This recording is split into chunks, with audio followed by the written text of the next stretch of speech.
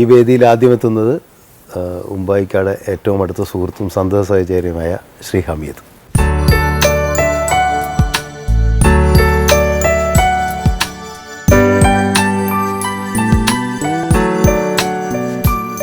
സംഗീതം ഇങ്ങനെ ഉപാസിച്ചെടുക്കുന്ന ഒരാളെ സംബന്ധിച്ചോളം ഈ സൗഹൃദം വലിയൊരു അനുഗ്രഹമാണ്. കാരണം അല്ലേ, എങ്ങനെയാണ് സംഗീതം അറിയോ അതോ?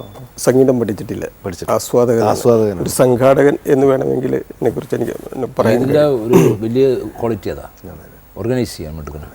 ഞങ്ങൾ തമ്മിൽ ഏതാണ്ട് 75 മുതൽ പരിചയമുണ്ട്. ഉമ്പായിക്കാട് ഒരു കാലം എന്ന് പറഞ്ഞു കഴിഞ്ഞാൽ ആദ്യം മദ്യപാനം ഒക്കെ ആയിട്ട് ഇങ്ങനെ നടന്ന് അതിലിങ്ങനെ അഭിരമിച്ച് അല്ലെങ്കിൽ ആറാടി നടന്ന ഒരു കാലത്തിന് ശേഷം പെട്ടെന്ന് മദ്യപാനം നിർത്തി. ഇപ്പോൾ എനിക്ക് തോന്നുന്നു 10-30 വർഷമായിട്ട് അല്ലേ മദ്യം കഴിക്കുകയില്ല അല്ലേ. അപ്പോൾ പൂർണ്ണമായിട്ടും മദ്യവിരോധിയായി മാറാൻ. മദ്യവിരോധിയല്ല, കെ പി കാലത്ത് നമ്മുടെ നാട്ടിലൊരു സാഹിത്യമാണ്, ഒരുപാട് കഥകളൊക്കെ എഴുതി സംസ്ഥാന അവാർഡൊക്കെ മേടിച്ചിട്ടുണ്ട്. ഒരിക്കൽ ഞാൻ ഒരു കാര്യമായൊരു അലമ്പ് ബാറിലുണ്ടാക്കി. അപ്പോൾ പുള്ളി ആ വഴി ഇങ്ങനെ വരുന്നുണ്ടായിരുന്നു. പിറ്റേ ദിവസം കണ്ടപ്പോൾ എന്നോട് പറഞ്ഞു, എടാ ഈ മദ്യം എന്താണെന്ന് നിനക്കറിയോ? മദ്യം എന്താണെന്ന് അറിയാണ്ട് പോയി മദ്യപിക്കരുത്. നീ എന്ത് ബഹളമാണ് ഉണ്ടാക്കി? ഒരു പെഗ് മദ്യം സുന്ദരിയായ ഒരു പെണ്ണാണ്, നീ കാര്യം പിടിച്ച് ബലാത്സംഗം ചെയ്യും. അത് നല്ലൊരു അഡ്വൈസ് ആയിട്ട്. അത് കഴിക്കാൻ അറിയണം, വെറുതെ വലിച്ചു വരി കുടിച്ച് ബഹോഷ്. പക്ഷേ എന്നെ സംബന്ധിച്ചിടത്തോളം ആ ഒരു തലത്തിലേക്ക് കാര്യങ്ങൾ കൊണ്ടുപോയത് എൻ്റെ ജീവിതം ഒരു ഭയങ്കര ഞാൻ പറയില്ലേ ആശയപരമായ സംഘടന എന്നൊക്കെ പറയാവുന്ന രീതി. ബാപ്പായിട്ടുള്ള വീട്ടിൽ ചെന്നാൽ സ്വസ്ഥത തരില്ല, തവലം വായിച്ച് നടക്കണം, വെള്ളം എനിക്കാണെങ്കിൽ തവല വായിക്കാണ്ട് കിടക്കാനും പറ്റും. പിന്നെ ഞാൻ പറഞ്ഞില്ല, മദ്യപാനം നിർത്തുന്നതിൻ്റെ അവസാന 2 കൊല്ലം വരെ 10 പൈസ എൻ്റെയും ചിലവായിട്ടില്ല. ഒരു 10 രൂപ 5 രൂപ എങ്ങനെയെങ്കിലും സംഘടി, ബാക്കിയൊക്കെ വിട്ടി കൊടുക്കും ഭാര്യൻ്റെ. അങ്ങനെയൊക്കെയുള്ളൊരു ബോധമുണ്ട്. ഇഴിച്ചിട്ട് അവിടെ ചെന്നിരുന്ന് ഒരു പെഗ്. അപ്പോൾ ആ പുള്ളിക്കാരൻ പറയുന്നത് പാട്ടിന്ന് പാടരുത് കേട്ടോ, ബാക്കിയുടെ ഭയങ്കര ക്രൗഡുള്ളതാണ് ഇല്ല എന്നൊക്കെ പറഞ്ഞ് തുടങ്ങും. പക്ഷേ ഇത് 2ാമത്തെ ചെന്ന് കഴിയുമ്പം സാധനം വരും. വന്നു കഴിയുമ്പോൾ ഇതിൻ്റെ അഹിലാർ നമ്മുടെ സുഹൃത്തുക്കളെല്ലാവരും കൂടെ വന്നു കഴിഞ്ഞാൽ പിന്നെ കുടിച്ചതിൻ്റെ കാശും പിന്നെ അവിടെ ഉണ്ടാക്കിയിട്ട് വല്ല കുപ്പിയോടി ഗ്ലാസ് പൊളിയൊക്കെ വെച്ചാൽ അതിൻ്റെ കാശെല്ലാം കൊടുത്തിട്ട് പിന്നെ അവർ പിന്നെ ഞാൻ എങ്ങനെ വീട്ടിലെത്തണം എന്നുള്ളത് എനിക്കറിയാം. അതെനിക്കറിയാനും പറ്റില്ല. ചിലപ്പോൾ വേറെ എവിടെയെങ്കിലൊക്കെ അടിക്കണം. ഇങ്ങനൊരു രീതിയാണ്. ആ രീതിയുടെ കാരണം ഇതാണ്, അലക്ഷ്യമായ ഈ ഒരു സാധനമാണ് എന്നിലെ ഈ സംഗീതകല, ഈ സംഗീതം ഒരു രീതിയിലും എനിക്ക് ഉൾക്കൊള്ളാൻ പറ്റാത്ത അവസ്ഥയായിരുന്നു. ബാബുരാജിനെ കുറിച്ച് ആലോചിക്കുന്നത്, ബാബുക്ക് ഏകദേശം ഇങ്ങനെ തന്നെയായിരുന്നല്ലോ. ഇപ്പോൾ ബാബുക്കാനെ അനുകരിക്കാൻ ശ്രമിച്ചിട്ടുണ്ട് എന്തെങ്കിലും? ബാബുക്ക ഇങ്ങനെയല്ലായിരുന്നു, ഇതിനേക്കാൾ കൂടുതലായിരുന്നു. ബാബുക്ക മാന്യനായിരുന്നു.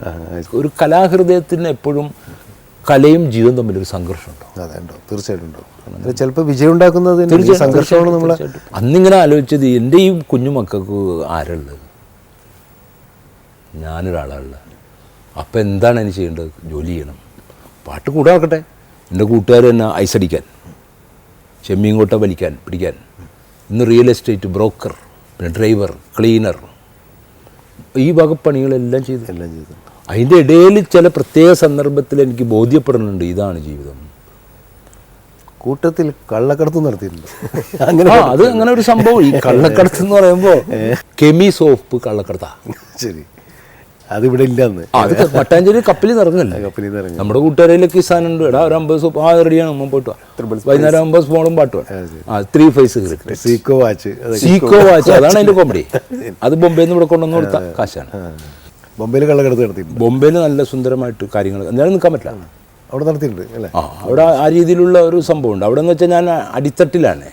അവിടെ ഇതാണ് ഇബ്രാഹിം ഭായ് ഐ ഹാവ് 25 പൈസ ജാതാതു, $1 25 പൈസ കൂടുതൽ കിട്ടാന്ന് പറഞ്ഞാൽ എത്ര കാശൻ. അപ്പോൾ ബഡി ദൂർ സേ ആയേ ഹേ പ്യാർ കാ എന്ന് പറയുമ്പോൾ അവിടെ പ്രശ്നം മാറി. അപ്പോൾ അവിടെയും സംഗീതമുണ്ട്. അപ്പം ഞാനും പലയിടത്തും ഞാൻ ഇത് തന്നെ ജീവിതം, ഇത് തന്നെ വെച്ച് നോക്കാം. അങ്ങനെ നമ്മുടെ കുറച്ചും കൂടി നമുക്ക് നാട്ടിനെ കുറിച്ചിട്ട് പ്രേക്ഷകർക്ക് അറിയേണ്ടതുണ്ടാവും. പഠിച്ച സ്കൂള് കൽവത്തി കനാൽ എന്ന് പറഞ്ഞിട്ട് അല്ലേ ഒരു ഇതൊക്കെ. അപ്പോൾ അതിൻ്റെയൊക്കെ ദൃശ്യങ്ങളുണ്ട് ഇവിടെ, നമുക്ക് അതൊന്ന് കാണാം.